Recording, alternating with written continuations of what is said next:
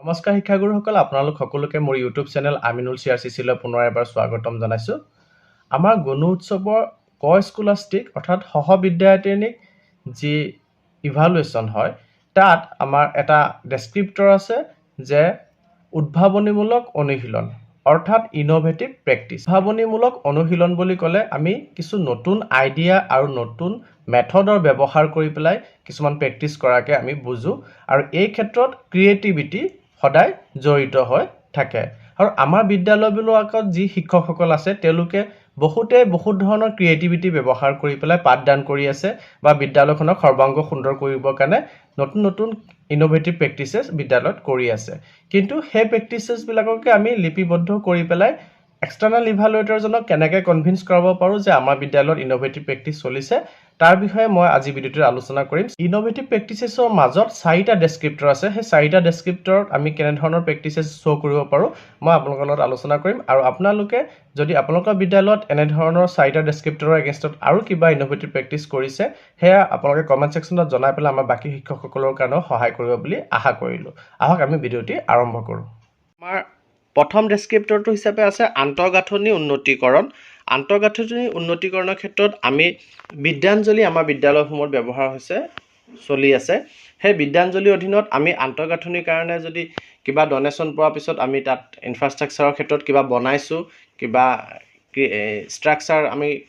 Create কৰিছোঁ, চ' আমি সেইটো ইনফ্ৰাষ্ট্ৰাকচাৰ ডেভেলপমেণ্টৰ ক্ষেত্ৰত আমি দেখুৱাব পাৰোঁ যে ইনোভেটিভ প্ৰেক্টিছ কৰিছোঁ। আমি চৰকাৰৰ অনুদানলৈ বাট নাচাই পেলাই ৰাইজৰ বৰঙণি, ৰাইজৰ পৰা কালেকশ্যন কৰি পেলাইও আমি এনেধৰণৰ এটা বস্তু আমাৰ ঘৰ এটা, লাইব্ৰেৰী এটা বা কিবা চাইকেল ষ্টেণ্ড এটা আমি বিদ্যালয়ত বনাব পাৰিছোঁ। সেইটো আপোনালোকে দেখুৱাব পাৰে।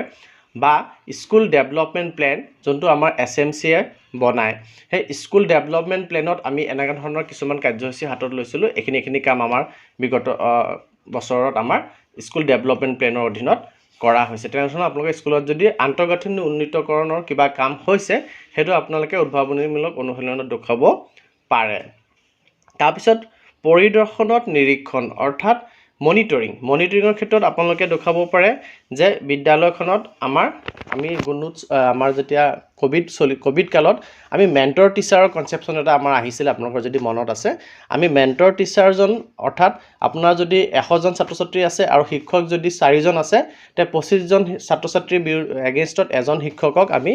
দায়িত্ব দিছিলোঁ। তেনেধৰণৰ আপোনালোকে সেই দায়িত্বটো সেই ভাগ আপোনালোকে কণ্টিনিউ কৰিব পাৰে আৰু দেখুৱাব পাৰে যে আমি 25জন ছাত্ৰ ছাত্ৰীৰ এগেইনষ্টত এজন শিক্ষক ৰাখিছোঁ, যিজন শিক্ষকে এই 25জন ছাত্ৰ ছাত্ৰীৰ সৰ্বাংগ সকলো ফালৰ অলৰাউণ্ড ডেভেলপমেণ্টৰ কাৰণে তেখেতে কাম কৰি আছে আৰু তেখেতে সেই 25জন ছাত্ৰ ছাত্ৰীৰ দায়িত্ব লৈছে। তেখেত মেণ্টৰ টিচাৰ হয় আৰু তেখেতৰ ওপৰত এজন নডাল টিচাৰ আছে যাক আমি একাডেমিক অফিচাৰ হিচাপেও আমি দেখুৱাব পাৰোঁ আমাৰ বিদ্যালয়ৰ। আৰু তেখেতে এই গোটেই 4জন টিচাৰক বা বাকীকেইজন শিক্ষকক গাইড কৰে কেনেদৰে বিদ্যালয়ৰ মনিটৰিংটো ঠিকে থাকে চলিব পাৰে। আৰু সেই মনিটৰিঙত আৰু হেড টিচাৰজন অভাৰঅল থাকে, তেখেতে গোটেইকেইজন শিক্ষকে কিদৰে কাম কৰি আছে বা কেনেদৰে চলি আছে সেই বস্তুটো পৰ্যবেক্ষণ কৰে। ইয়াৰ আমি ৰেকৰ্ড ৰাখিব পাৰোঁ। মেণ্টৰ টিচাৰজনৰ এগেইনষ্টত থকা ষ্টুডেণ্টখিনিৰ নাম লিখি পেলাই আৰু তেখেতে কি কাম কৰিছে সেই কথাখিনি আমি ৰেকৰ্ড ৰাখি পেলাই আমি এক্সটাৰ্নেলক দেখুৱাব পাৰোঁ। আৰু আমি মনিটৰিঙৰ ক্ষেত্ৰত আমি হোম ভিজিট দেখুৱাব পাৰোঁ যে ছাত্ৰ ছাত্ৰীৰ অনুপস্থিত ছাত্ৰ ছাত্ৰী বা যিবিলাক ছাত্ৰ ছাত্ৰী 1 সপ্তাহতকৈ বেছি দিন, 2 সপ্তাহতকৈ বেছি দিন একেলেথাৰিয়ে অনুপস্থিত আছে তেওঁলোকক ছাত্ৰ ছাত্ৰী আমি হোম ভিজিট কৰোঁ শিক্ষকসকলে। আৰু সেই হোম ভিজিট কৰাৰ ফটো আপোনালোকৰ এই যি ৰেজিষ্টাৰ মেইনটেইন কৰিব আপোনালোকে ইনোভেটিভ প্ৰেক্টিছ ৰেকৰ্ড ৰেজিষ্টাৰ বুলি আপোনালোকে মেইনটেইন কৰিব পাৰে, তাত আপোনালোকে পেষ্ট কৰি ৰাখিব পাৰে। আৰু SMC মাতৃ গোটৰ সদস্যসকলেও ডেইলি স্কুলত আহে, স্কুল ভিজিট কৰি পেলাই কেনেধৰণৰ পাঠদান চলি আছে, কেনেধৰণৰ এক্টিভিটি স্কুলত চলি আছে তাক মনিটৰ কৰে। আৰু তেওঁলোকে মিড ডে মিল যোনটো PM পোষণ বুলি কয়, PM পোষণৰ খাদ্য গুণাগুণ তেওঁলোকে নিৰীক্ষণ কৰিবৰ কাৰণে ফুড টেষ্টিং কৰে। ল'ৰা ছোৱালীক সেই খাদ্য পৰিৱেশন কৰাৰ আধা ঘণ্টা আগত তেওঁলোকে ডেইলি কোনোবাজন আমি পাল পাতি পেলাই আমাৰ বিদ্যালয়লৈ আহে আৰু আহি পেলাই তেওঁলোকে বিদ্যালয়খন নিৰীক্ষণ কৰে আৰু ফুড টেষ্টিং কৰি পেলাই ফুড টেষ্টিং ৰেজিষ্টাৰত তেওঁলোকৰ স্বাক্ষৰ দিয়ে। সেইখিনিও আমাৰ যি মনিটৰিং ছেকশ্যনত আমি ৰেকৰ্ড ৰাখি পেলাই আমি আমাৰ এক্সটাৰ্নেলজনক কনভিন্স কৰাব পাৰিব পাৰোঁ। তাৰপিছত আহে শৈক্ষিক উত্তৰণৰ ক্ষেত্ৰত আমাৰ শিক্ষকসকলে বহুত ধৰণৰ ইনোভেটিভ প্ৰেক্টিছ কৰি আছে তাৰ কিছুমান এক্সাম্পল হিচাপে আপোনালোকে ডিজিটেল লাৰ্ণিং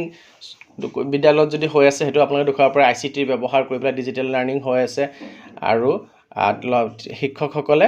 নিদানমূলক যে ৰিমিডিয়েল টিচিং দুৰ্বল ছাত্ৰ ছাত্ৰীসকলৰ কাৰণে ৰিমিডিয়েল টিচিঙৰ ব্যৱস্থা কৰিছে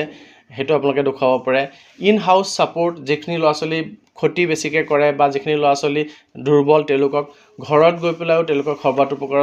ছাপোৰ্ট কৰিবৰ কাৰণে আমি শিক্ষকসকলে চেষ্টা কৰা আপোনালোকে কৰিব পাৰে আৰু দেখুৱাব পাৰে পেৰেণ্ট টিচাৰ মিটিঙৰ ৰেগুলাৰলি হোৱা দেখুৱাব পাৰে পেৰেণ্ট টিচাৰ মিটিঙত ছাত্ৰ ছাত্ৰীসকলৰ শৈক্ষিক অগ্ৰগতি সম্পৰ্কে আলোচনা কৰা হয় আৰু দুৰ্বল ছাত্ৰ ছাত্ৰীসকলক কিদৰে আগুৱাব পাৰি তাৰ কাৰণে ব্যৱস্থা গ্ৰহণ কৰা হয় আপোনালোকে সেয়া প্ৰচিডিং দেখুৱাব পাৰে পিয়াৰ টিচিং জোৰা বান্ধি পেলাই যি পঢ়া ব্যৱস্থা এজন উজা ছাত্ৰ এজন অকণ দুৰ্বল ছাত্ৰক একেলগে জোৰা বান্ধাই পেলাই পঢ়োৱাৰ ব্যৱস্থা আপোনালোকে দেখুৱাব পাৰে তাৰ ফটো আপোনালোকে দেখুৱাব পাৰে গ্ৰুপ লাৰ্ণিঙৰ আপোনালোকে ফটো দেখুৱাব পাৰে ফটো পেষ্ট কৰি পেলাই ফটো এলবামত বা এই ইনোভেটিভ প্ৰেক্টিছ ৰেকৰ্ড ৰেজিষ্টাৰত আপোনালোকে দেখুৱাব পাৰে এক্টিভিটি বেছড টিচিং যোনটো খেলা ধূলাৰ মাজেদি পঢ়োৱা হয় হাতে কামে তেওঁলোকক পঢ়োৱা হয় সেইটো আপোনালোকে ৰেকৰ্ড ৰাখিব পাৰে তাত ল'ৰা ছোৱালী যিহেতু ফান ফূৰ্তি পায় ফূৰ্তিৰে মাজেৰে পঢ়িব পাৰে এক্টিভিটি বেছড টিচিং আপুনি ইনোভেটিভ প্ৰেক্টিছ শৈক্ষিক উত্তৰণৰ ক্ষেত্ৰত আমি একাডেমিক ইম্প্ৰুভমেণ্টৰ ক্ষেত্ৰত আমি দেখুৱাব পাৰোঁ আৰু প্ৰতিজন শিক্ষকৰ লেচন প্লেন আছে তেওঁলোকে লেচন প্লেন এটা প্লেনিঙৰ সৈতে পঢ়াব যায় সেইটো আপোনালোকে দেখুৱাব পাৰে আৰু ডেমনষ্ট্ৰেশ্যন মেথড অফ টিচিং তেওঁলোকক মানে অকল লেকচাৰ মেথড নিদি পেলাই তেওঁলোকক দেখুওৱা হয় বস্তুবিলাক সেইটো যদি আপোনালোকে বিদ্যালয়ত কৰিব পাৰে তেতিয়াহ'লে তাৰ ৰেকৰ্ড ৰাখি পেলাই আপোনালোকে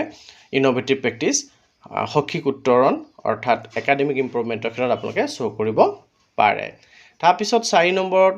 ডেছক্ৰিপ্টৰটোত আছে যে ৰিচোৰ্চ মবিলাইজেশ্যন অৰ্থাৎ সমলৰ ব্যৱহাৰ এই ক্ষেত্ৰত আপোনালোকে বিদ্যালয়ত ডনেশ্যন বক্স ৰাখিব পাৰে যেনেকৈ মন্দিৰ মছজিদত ডনেশ্যন বক্স থাকে তেনেকৈ বিদ্যালয়তো ডনেশ্যন বক্স ৰাখিব পাৰে আৰু সেই ডনেশ্যন বক্সৰ জৰিয়তে যিখিনি কালেকশ্যন হৈছে সেয়া দি পেলাই আপোনালোকে বিদ্যালয়ত কি কৰিছে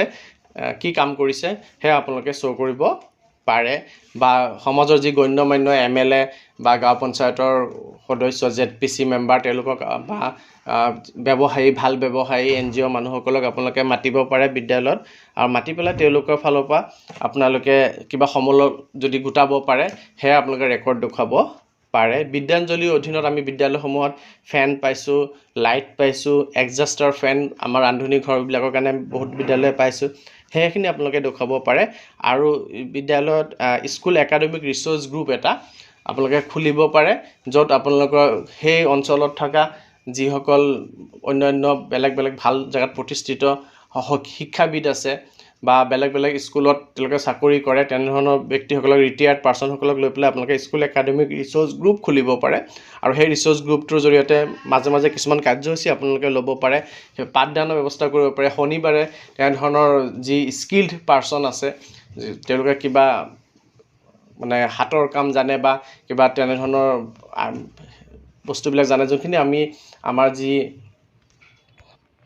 বায়োডাইভাৰ্চিটি ৰেজিষ্টাৰ আছে তাতো আমি এই কথাখিনি উল্লেখ কৰোঁ তেনেধৰণৰ যিসকল ব্যক্তিৰ দ্বাৰা আমি কিবা নতুন শিকিব পাৰোঁ তেনেধৰণৰ ব্যক্তিসকলক তেনেকুৱা স্কুল একাডেমিক ৰিচোৰ্চ গ্ৰুপত ৰাখি লৈ পেলাই আমি বিদ্যালয়ত মাজে সময়ে মাহত হওক সপ্তাহত হওক এবাৰ তেনেধৰণৰ এক্টিভিটি কৰাওঁ তাৰ ৰেকৰ্ডো আপোনালোকে ৰাখিব পাৰে ৰাখি পেলাই আপোনালোকে দেখুৱাব পাৰে যে আমাৰ বিদ্যালয়ত ইনোভেটিভ প্ৰেক্টিচেছ হৈ আছে আৰু তাৰ আণ্ডাৰত যি 4টা ডেছক্ৰিপ্টৰ দিছে 4টা ডেছক্ৰিপ্টৰক আমি সামৰি লৈ পেলাই আমাৰ বিদ্যালয়ত কাম হৈছে আপোনালোকে এটা ৰেজিষ্টাৰ বনাই পেলাই তাত আপোনালোকে ফটো পেষ্ট কৰি বা প্ৰতিবেদন আকাৰে লিখি পেলাই এই নম্বৰখিনি আমি ল'ব পাৰোঁ এইখিনি মোৰ ফালৰ পৰা মই কিছুমান আইডিয়া আপোনালোকৰ লগত শ্বেয়াৰ কৰিছোঁ আৰু ইয়াতকৈ ওপৰঞ্চি আমাৰ বিদ্যালয়সমূহত বহুত কিবা কিবি উদ্ভাৱনমূলক কাম আমাৰ চলি আছে বহুত ক্ৰিয়েটিভ টিচাৰ আমাৰ বিদ্যালয়সমূহত আছে তেওঁলোকে কি কৰিছে যদি আপোনালোকে তেনেকুৱা কিবা আছে কমেণ্ট ছেকশ্যনত শ্বেয়াৰ কৰিব যাতে শিক্ষকসকলে এই 4টা পইণ্টৰ নম্বৰখিনি ল'বলৈ সক্ষম হয় বা এইবাৰ নহ'লেও অহাবাৰ যাতে এই কামখিনি কৰি লৈ পেলাই ইয়াৰ পইণ্টখিনি ল'ব পাৰে ধন্যবাদ